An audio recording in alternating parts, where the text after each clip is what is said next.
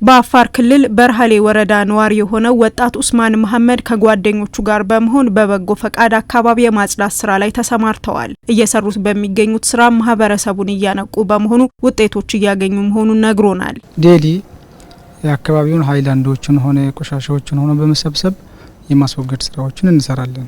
እንደዚሁ ደግሞ የከተማ ማህበረሰቦችን በማሰባሰብ ንቅናቄ በማድረግ በወር አንድ ጊዜ ከተማውን ደግሞ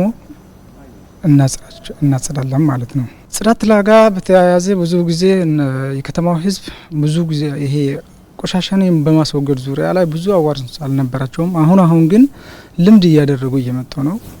ማንኛውም ሰው እሁድ የጽዳት ቀን መሆኑን በማወቅ እኛ ከመምጣታችን በፊት ሃይላንዶቹን ሰብስበው ቆሻሻዎቹን ሰብስበው ይቆያሉ ማለት ነው። በበጎ ፈቃድ የጽዳት ስራውን ከጀመሩ 2 ዓመት እንደሆናቸው የነገረን ኡስማን ስራቸው በክልሉ መንግስት ጭምር እውቅና እንዲሰጣቸው አድርጓል።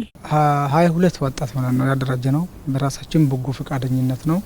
አሁን ወደ 46 አባላቶችን ከፍ አድርገን ብዙ ጊዜ አባል አድርጉን የሚል ጥያቄዎችን እየመጡ ነው። ማህበረሰቡን ደግሞ ለኛ ያላቸው ግንዛቤ በጣም ደስ የሚል ነገር ነው። ብዙ የምስጋና ወረቀቶችንም ተሰጥተናል ከወረዳም ሆነ ከክልልም እና ጥሩ ጅምር ያሉ ስራዎችን ሰርተናል ማለት ነው። በክልሉ በጽዱ ኢትዮጵያ ንቅናቄ እንዲሁም ከንቅናቄ ውጪ የተለያዩ አካባቢን ውብና ጽዱ ለነዋሪዎችም ምቹ የማድረግ ስራዎች እንደ ወጣት ኡስማንና ጓደኞቹ እንዲሁም ከማህበረሰቡ ጋር ሲሰራ ቆይቷል። ተግባራቱ ማህበረሰቡን ያሳተፉ እንዲሆኑም ተደርጓል። መጀመሪያና ትልቁ ሰፊ ጊዜ ወስደን እየሰራን ያለነው አካባቢ መጠበቅ ለምን ያስፈልጋል፣ በመጠበቃችን ምን ጥቅም እናገኛለን፣ ባንጠብቅስ ምን አይነት ጉዳት ያጋጥመናል የሚለውን ህዝቡ እንዲያውቀው። ይሄን ከተረዳ በኋላ ደግሞ አካባቢን መጠበቅ የማን ኃላፊነት ነው? የአንድ ተቋም የመንግስት ብቻ ወይስ የሚለው ነገር አሁን በደም ህዝቡ ተረድቶ በየአካባቢያቸው ራሳቸው ይሄ የኛ ነው መጠበቁ ለኛ ነው ጥቅሙ፣ ባንጠብቅ ምን ጎዳው እኛ ነን የሚለው እንዲረዳ አድርገን በርካታ ውጤቶች እየመጡ ነው ያሉት። በክልሉ 3ኛ ዙር የጽዱ ኢትዮጵያ ንቅናቄ የተጀመረ ሲሆን ከንቅናቄው አስቀድሞ ግን የቴክኒክና የአብይ ኮሚቴ ጭምር ተቋቁሞ በየደረጃው አካባቢን ውብና ጽዱ የማድረግ ስራ እየተሰራ ነው። ባለፉት ዓመታት በተሰሩ ስራዎችም ውጤት መገኘታቸው ተነስቷል። ከተሞቻችን አካባቢ አብዛኛው የፕላስቲክ ብክለቶች ነበሩ።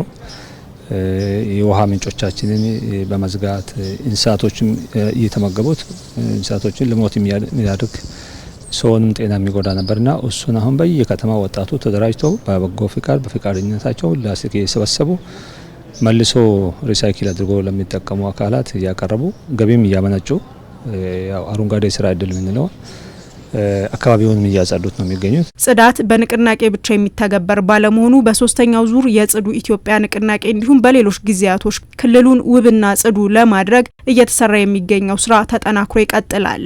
ቦታ ሰጥተናል፣ እየሰበሰብን ነው። ለወደፊቱ አቅም ካለን ድጋፍ ካገኘን ሪሳይክሊንግ ለማድረግ ሀሳብ ስላለን ማሽኑ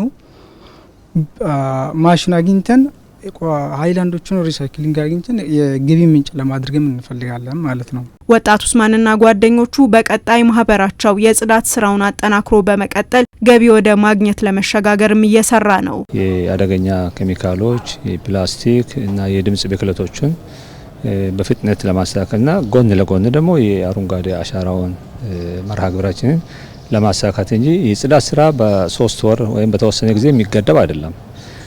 ከ3 ወር በኋላ ይሄ ስራ ባህል ሆኖ ህዝቡ በባለቤትነት ይዘዋል ብለን ነው የምናስበው። እየሰራን ያለ ነው ለዚያ ነው። የአፋር ክልል በ3 ወራት ውስጥ ከ4 ሚሊዮን በላይ ችግኞችን በመትከል ተጨማሪ የአካባቢ ጥበቃ ስራን ለማከናወንም ውጥን ይዟል።